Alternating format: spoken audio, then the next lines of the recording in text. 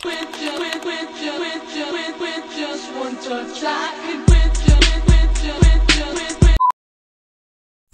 everyone, this is Basic Calculus. So this is my report. So the limit of 2x squared minus 4x plus 7. So karon unaon na to ang from the left. So mao ni guys. Mao ni ang duol sa 1. So karon guys ato i-solve. Isulat na to ang formula. So karon mao ni atong formula. So karon mag-solve na ta.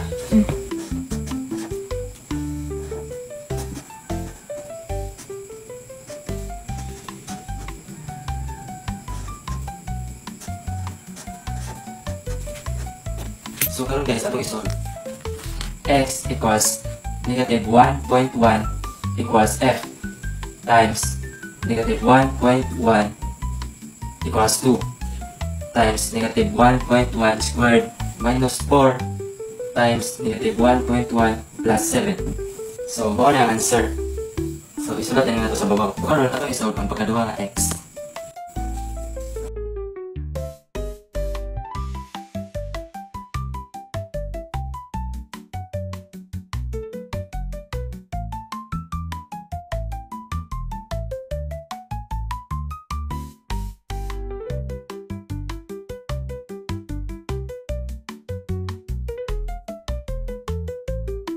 So karon guys, mao na ang pangkaduhang x. So pareha naman sila way of solving.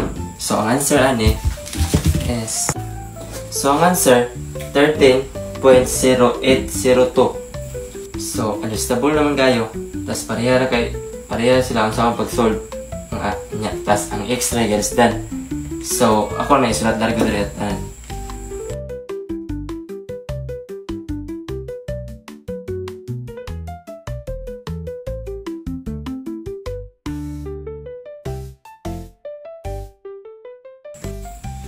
So, mao ni tanan.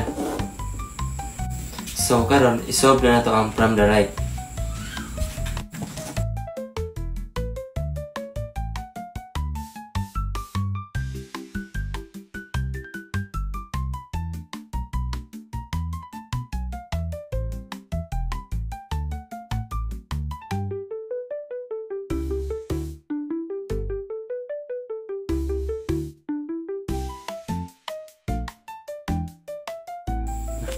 So karon isolve na to ang from the right. Ang unahon na to is 0.9. So pareha na sila way aning from the left.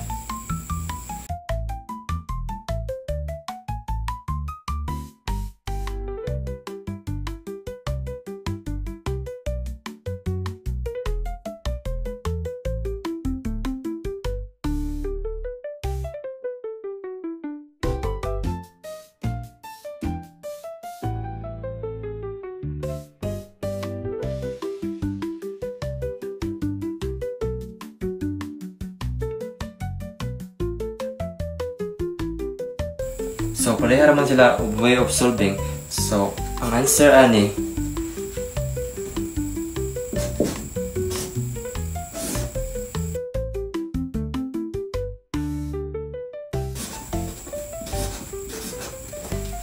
$12.20.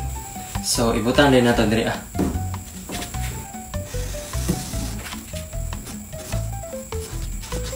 So, understandable naman guys siya. Ako lang isulat diri . Then, ang pamaagi sa pag-solve ani padung sa closest sa 1.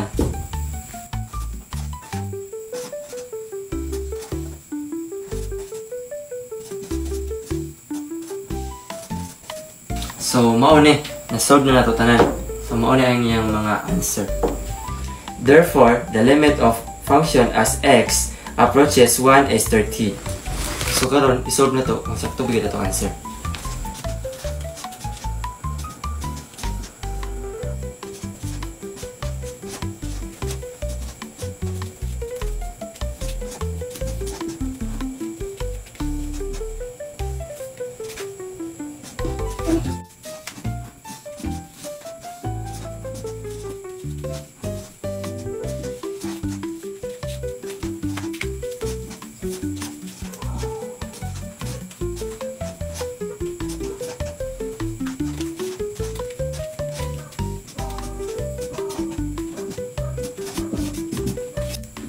So, ang answer gud is 13. So, tama gud atong gi-solve. I hope na mo na learn sa atong video. Bye!